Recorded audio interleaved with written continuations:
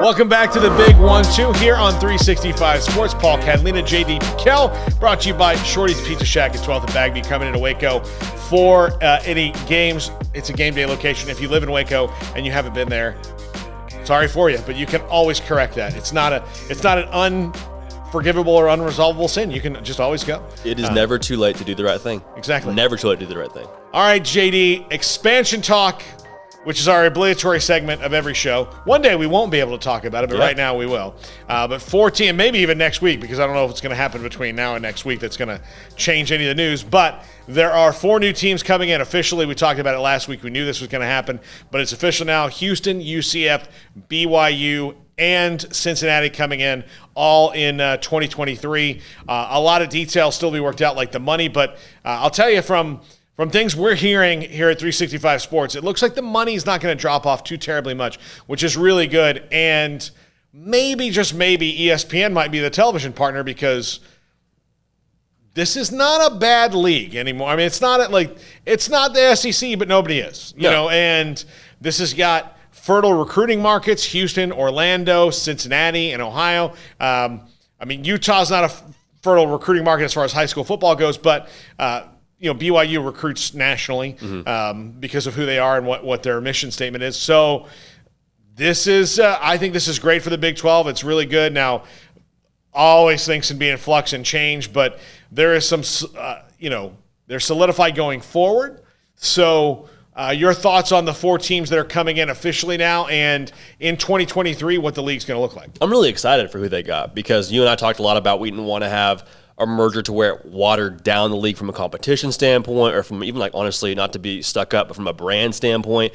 And I think they hit it out of the park. I'm with you. I would have liked Memphis. We talked about that a week ago. But in regards to what this league will look like, there was a lot of conversations about, do you still consider the Big 12 a Power 5 conference, and are they still this, that, and the other? And I don't think that's unwarranted. I think in the long term, though, that will be a very ridiculous conversation to have, because all 4 of these schools will benefit immensely from joining the Big 12, in the sense that they will get a lot better in 3 to 4 years with the firepower of being a Big 12 school. Like BYU, they were probably getting their guys already for the most part. I don't know how high their ceiling is being a Big 12 school. They probably were. I mean, they were essentially a Power 5 institution in a lot of ways by how they ran things. But UCF, I mean, to walk into a living room now and be able to compete even more so with Florida, Florida State, Miami, that is huge for their recruiting. That's going to be enormous. Then Cincinnati, again, kind of in that Power 5 vein already, but now to be officially a Power 5 school and to be able to recruit and probably go head-to-head with a lot of the other schools that are in the Big 10. I mean, I don't know if I'm getting ahead of myself there, but I think just as a whole, there is more – what's the right word? There's more juice to this. And we talk about the stock metaphor. Yeah. You put all the money into these stocks now, and they're going to, in my opinion, grow pretty well. Yeah. I think with Cincinnati, one of the cool things to see about them will be they're not going to take – Ohio State's going to take the top 5 players in Ohio every year. Right. And Ohio State recruits nationally. I mean, their quarterbacks from California, they're – best 2 wide receivers from Texas. They're running, I think, one of their running backs from Texas. I mean, they're not, J.K. Dobbins was there. He's from Texas. Right. So they recruit nationally. Ohio State does. That's what they do. But they will get the top players in Ohio that they want. So the bad dudes from Ohio, they're going to get. What Cincinnati can do now, though, being as good as they are already, is can they keep Michigan State out of there? Yep. Can they keep Indiana, Purdue? Can they keep those teams out of Ohio a little bit more? Yes, they can. That's going to be big for them. I think because they're already good, they'll be able to turn that recruiting up a notch pretty quickly, especially if they keep Luke Fickell. A little worried about Luke Fickell staying right now, considering that Mike Bone, the AD at USC, was the AD at Cincinnati and the guy who hired Luke Fickell. So clearly they have a past relationship. But he's an Ohio guy. His wife's an Ohio lady. They like living in Ohio. He can be there. This can be his program. USC, it's going to be a long time before they ever say Luke Fickell's USC program. It's USC's program. But Cincinnati's clearly his program. There's a lot to build around there. With UCF, they've been saying they're Power 5 ready for years now. Yeah. And, winning bowl games like they did, blowing out Baylor in the Fiesta Bowl. They performed when they've had to on the big stage, and I think it should. Like, they've got commitments. They just built a new stadium a few years ago. The alumni base, like the money they're pumping in the athletic department, Power 5 money. And for people who are concerned about the Big 12 not remaining a Power 5, they are a Power 5 school. They meet all the requirements, or Power 5 conference, I'm sorry. They meet all the requirements. They haven't dropped below 10 teams. Like, the contracts are there. They're a Power 5. That's what they are. Now, granted, nothing is forever in college football, as we've seen the last 2 months. I think Houston helps the Big 12 in that it kind of solidifies it, the Texas base. You've got 4 schools in Texas, after you'd lost one. It's in a big city. I don't know, like, it helps you stay in that recruiting market. Not so much for the kids staying in Houston, but like it gets you into Houston, it keeps you in Houston a little bit better. Even though Texas A&M, and Oklahoma, LSU can go into Houston and get who they want. Still, that was going to happen whether they were in the conference with you or not. Right. But for Houston, I think it's good. It keeps a good little voting block in Texas, and BYU. Like I've said, I just think financially it's a no-brainer to bring in. A national brand like that. I mean, that's what they are. I mean, they're the only, name another Mormon school. You can't.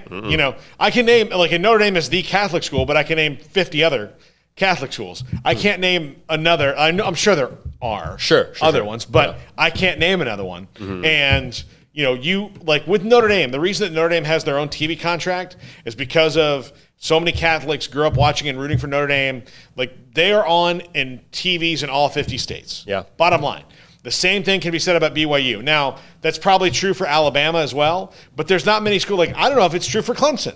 I don't know if it's true for Florida or, it probably is, but I can tell you with certainty that when Notre Dame is on, TVs in all 50 states are on, and when BYU is on, the same thing happens because there's a little something extra added to the fandom there. So I think it's great for the league, and I'm super excited to see it, and I can't wait to maybe go to see some of these places. I've been by the new UCF stadium. I've of course been to Houston Stadium, but I've not. I've never been to Cincinnati. There's a chili discussion that we have to have there with whatever the hell that is that they call chili, but I've been to Utah, but I haven't been to Provo, so it'll be exciting. Well, we're going to get into that. I'm excited to kind of jump into that level of Big 12 country, that geography of Big 12 country. But I wanted to ask you this.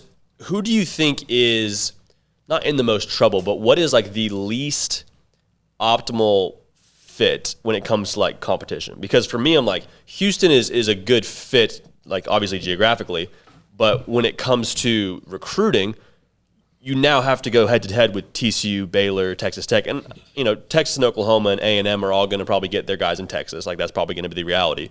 For Houston, though, are you in that much better of a position than you were before? I feel like they have the advantage of being in Texas, but also the disadvantage of being in Texas, if that makes sense. I think Houston's probably going to have, like, the most lateral move of anybody. I mean, like, their recruiting's going to kick up because guys can, play for national titles if they get good. But I mean, again, it's still like you still are what you are. Yeah. And like you have to change that for a little bit. So I think it might be a little tougher for Houston, but especially if if Dana Holgerson right now, I mean, they're kind of up and down there. If they have to change coaches in the next couple of years, that's going to change things. Although the thing about changing coaches now, if you're any of these schools, is so say Luke Fickell takes the USC job, theoretically. Sure. We don't know who that's going to be, and we're not going to know who that's going to be for quite some time, more than likely. Right. But if Luke Fickell takes the USC job, Cincinnati's still a very attractive job now because it's a Power 5 school. Totally. And they were in the power conferences. They were in the Big East, and then when the Big East broke up, that Cincinnati got kind of left out in the cold. But I'll tell you this, I know that our show right now is about football, but we'll have – I plan on continuing doing the big one, too, about basketball. I mean, why not? Let's do it. This is going to be one heck of a basketball league. I mean, you already bring Cincinnati in. They're good. Houston was in the Final Four, last year. Yeah. It didn't go well for them. They had to play Baylor. And, they were cleaning up the bus at, halfway through the first half. Yeah. Bus driver was like, maybe. Yeah. But they're good. Kelvin Sampson, good basketball. It's only going to get better. He's done a great job there. UCF's, not that great at basketball. BYU's okay, so it makes the basketball league that much better to bring in two schools like that, and the basketball league's already really tough. So you throw in Houston and Cincinnati into that, oh boy, yeah, that's gonna be fun. So there are lots of good things. I think Houston. I mean, I don't know if anyone's going to have necessarily a tough go, but I do think that like Houston's probably got the toughest competition for recruits that they already had, and like now they can say we're a Big 12 school, but that is not going to stop what they're already trying to save going from Houston. What I think if you're Houston, they got Ed Oliver who could have gone anywhere he wanted to go. Yeah. This will allow them to get 3 or 4 guys like that may stay in Houston now, as opposed to just one. And holy cow, they got Ed Oliver. Exactly. But other than that, I don't think.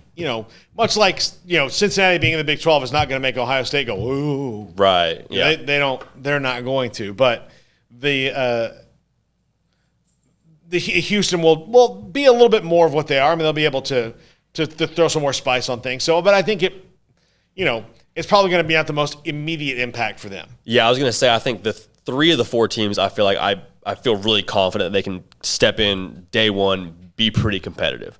Houston, not that they won't be competitive, but I think it will take them the longest time to get to where they need to be in that conference. Like they have a lot of resources and they're in a great spot to recruit, but they, I think, have more resistance than, say, a BYU or a Cincinnati or a UCF. And I mean, UCF, Cincinnati, and BYU have all been really national brands for a long time. Not that Houston hasn't, but Houston doesn't have the same, I think, traction right now. Like UCF is hot right now. Cincinnati is hot right now. Like those are the schools they're talking about being in New Year's Six Bowls.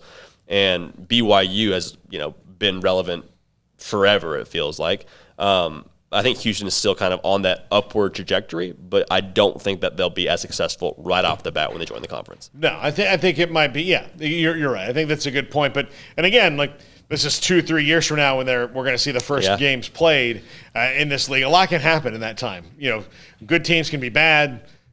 Lincoln Riley could go to the NFL. I don't know. I mean, that's Mike Gundy could leave Oklahoma State. Who knows what's going to happen in the next couple of years? Yeah. Luke Fickell goes to Ohio State. Yeah. Could happen. Yeah. Oh, yeah, there's a lot. Yeah. There's a lot of things that can happen in this league. Again, Luke Fickell could go to USC. I mean, his old boss is there. That's a big thing when it comes to hiring college athletics is who is where who you know. Totally. It's who you're comfortable working with and who do you like. And look, Tennessee's a great example. They hired Danny White. Danny White is the AD at Tennessee now. Where was he before? He's at UCF. Who did he bring with him? Josh Heupel. Because he knows. He trusts Josh Heupel, and he liked what Josh Heupel did there at UCF taking over Scott Frost. So you know who it is, and you trust people, and when we come back, chalk talk about Iowa State, right, JD? Yes, sir. Some Iowa State miscues, unfortunately, drawn up on the board. All right, this is the big one, too. Brought to you by Shorty's Pizza Shack.